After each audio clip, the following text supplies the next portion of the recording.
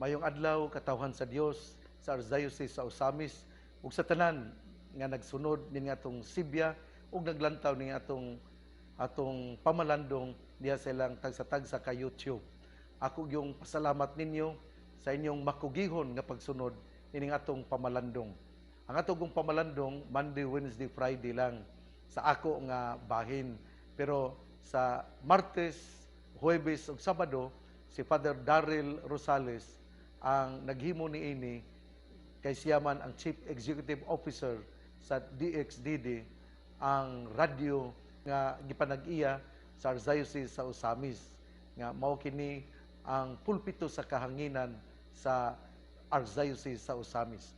Ang ato karon nga adlaw mao ang adlaw Miyerkules, Hulyo 22 o karong adlaw mao ang kapistahan ni Santa Maria Magdalena. Unya ang atong ebanghelyo karon atong kutluon sa ebanghelyo ni San Juan.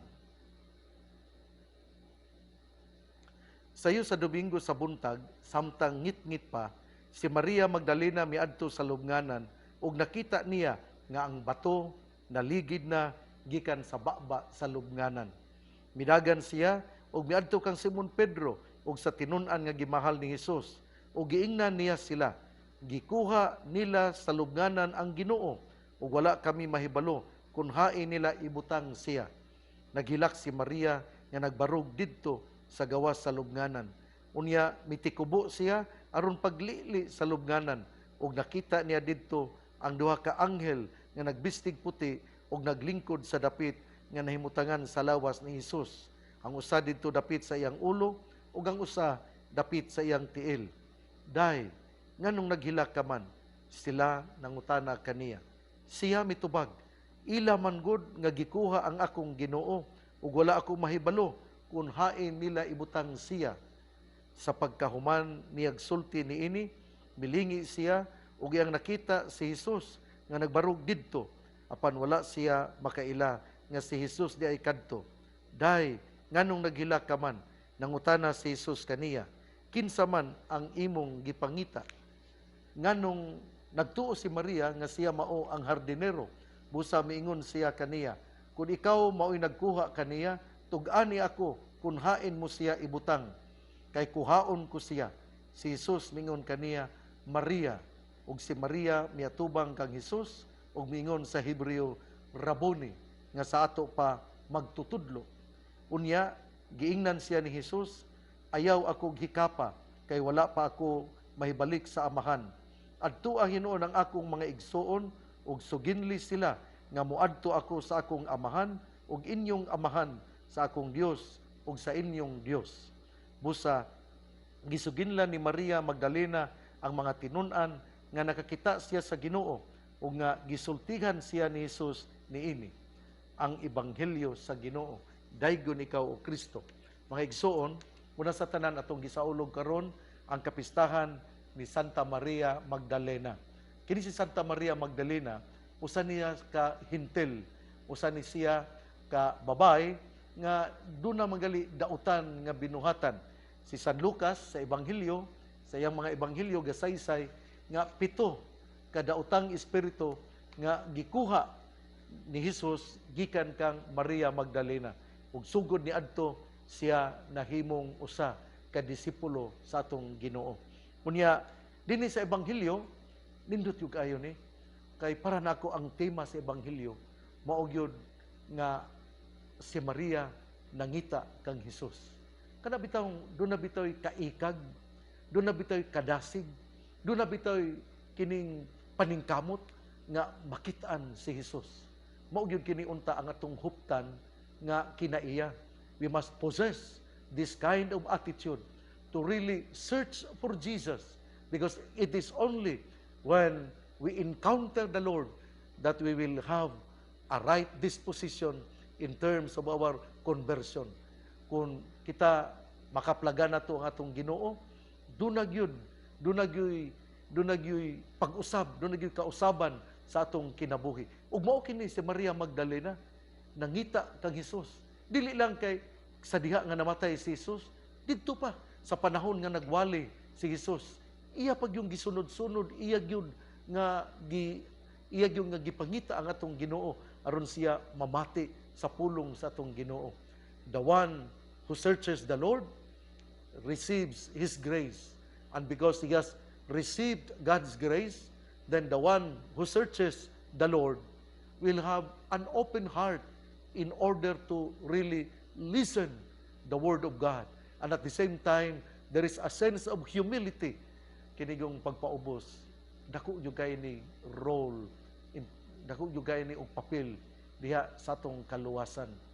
Akong usbong ha, niadtong miaging Lunes, ako yung gisgutan nga mga Pariseo ug ang mga magtutudlo sa balaod, buot man lang mobitik ni Hesus, pero wala sila'y pagpaubos. Kay doon naman sila garbo, kay gatuo man sila nga sila nakaangkon o makinaadman nga tungod kay nakaangkon silang kinaadman, murag lisod kay nila nga magpaubos. Kana bitaw nagtuo bitaw ta nga dato kay ta kanang makig-uban tas mga pobre, may tag-ingon nga ay mga musimos ra mo mas dato pa ko ninyo. That is the thing that the Lord does not like. When you make yourself great than others, when you proclaim yourself as greater than the others, you make yourself great, di gyud na pwede, di gyud na maayo. You must be humble. You have to be humble yourself. You have to humble yourself. Humility gyud pagpaubos, mao gyud ang importante kaayo sa kinabuhi sa usa ka disipulo. Ug mao kini ang kinaiya ni Santa Maria Magdalena. Gikan gud siya sa lugar sa mga makasasala. Gikan gud siya sa lugar nga hintil, apan siya mituo.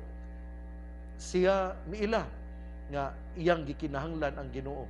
Mao na nga sa kanunay gud siya nangita sa Ginoo ug miabot ang kinakapuykayan, ang pungkayan sa pagpangita niya sa Ginoo, sa diha nga nabanhaw ang atong Ginoo.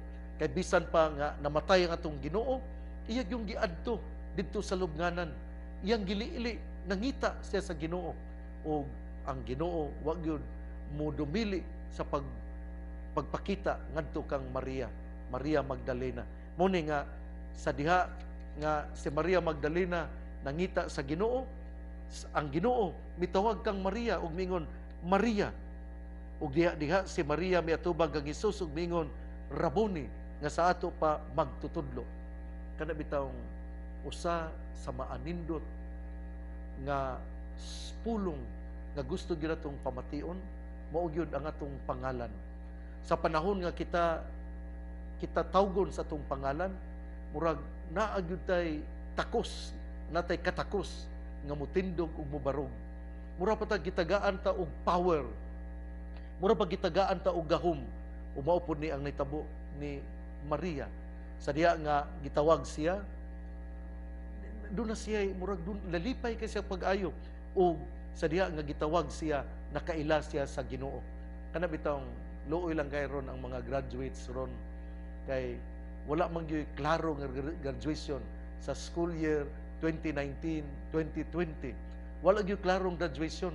Aluoy mangali ko sa akong murag apo na nga si Megan Humuad nga mi-graduate pagka-engineer sa San Jose Recoletos sa Cebu. Nagtuo gyud ko unta, moadto gyud ta ko kay cum laude gyud si Inday Megan. Pero pag adto na ko kay wala may graduation, ilang gi-recite ilang graduation, nagtuo ko nga mag-graduation gyud, pero wala gyud mahinayon. Muna nga sa graduation inigtawag sa imong pangalan, pakpakan ka gyud. Naa gyud ang imong murag gitagaan ka gahom, murag gitagaan ka og kining grasya. Ug mao pud ni ang nitabo ni Maria. Sa diyang gitawag siya ni Hesus, gingnan sa nabanhaw nga Hesus, Maria. Nitalikod siya miatubang sa tong Ginoo nga with power, with intensity, mingon siya Rabuni, magtutudlo, kay nakaila siya sa Ginoo sa diha nga gitawag ang iyang pangalan. Unya giingnan siya sa tong Ginoo nga adtua. Primero ningon siya, ayaw ko gikapa Maria kay wala pa ko makaadto sa amahan. Nya giingnan niya, suginlion niya ang akong mga suginli ang akong mga tinun-an, sugin adto Hinuon ang akong mga igsuon, ug suginli sila nga muadto ako sa akong amahan ug inyong amahan, sa akong Dios ug sa inyong Dios.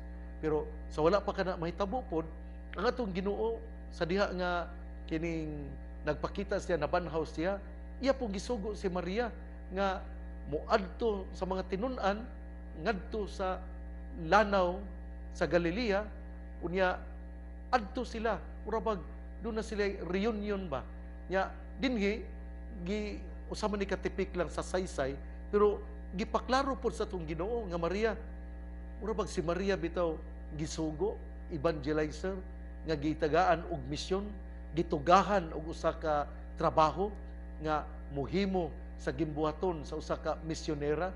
Sa to pa nindot gyud kayo no, kun hatagan kita og trabaho, misyon sa atong Ginoo. Ug si Maria nahimo gyud nga usa ka misyonera sa atong Ginoo, kay iya man giingnan man siya ni Hesus. Adtoa ang akong mga igsuon ug sultihi sila nga moadto ako sa amahan, ang akong amahan nga inyong amahan. Nya iya pud ning sa wala pud siya mosaka sa langit, iya pud nga gipagkikitaan gyud ang mga disipulo, ang mga apostoles didto sa lanaw sa Galilea. Nindot kay kini ang atong istorya. Ang tema gyud dinhi mao nga si Maria nangita ni Hesus. Ug sa pagpangita ni Hesus, siya iya gyud nga giklaro gyud ni Maria nga si ang Ginoo mao gyud ang iyang bililhon nga grasya nga mao iyang gipangita. Ug dinhi atong makita gyud ba nga dunay daghang pagtulon-an nga Jesus resurrected on Sunday. Nga mao ni nga ang mga Katoliko gi-change gikan sa Sabado ngadto sa Domingo ang Sabbath day tungod aron hatagan og gibug-aton ang pagkabanhaw sa atong Ginoo. Muna nga pagpangita nga mao karon gilarawan sa kapistahan ni Santa Maria Magdalena, ang babae nga mahinulusolon, ang babae din 7 kada utang espiritu ang gipalagpot ni Hesus gikan kaniya, unya siya nahimong timos tiunay ug mainiton nga disipulo sa atong Ginoo. Pagtulun-an kini natong tanan nga heaven is prepared only for those who would repent their sins. Ang langit giandam lamang niadtong mga mahinulsulon nga naghinulsol silang mga sala. Kung nagtuo ka nga ikaw wala kay sala, kunya mahilangit ka, pagbantay kay tingalig dili ka mahilangit. Kay ang langit giandam lamang sa mga tao nga maghinulsol silang mga sala. Kitang tanan makasasala, o importante gyud kaayo nga moila kita nga ang Ginoo mao ang kaluwasan, ug tungod kay miila kita nga ang Ginoo mao ang kaluwasan, sama ni Santa Maria Magdalena atong pangitaon ang Ginoo ug buhaton nato unsay maayo ug atong talikdan ang dautan. Igsuon ang mayong balita nga mao ang pulong ni Hesus, ang ayang pamation, pamalandungan ug paningkamutan nga mapuy-an.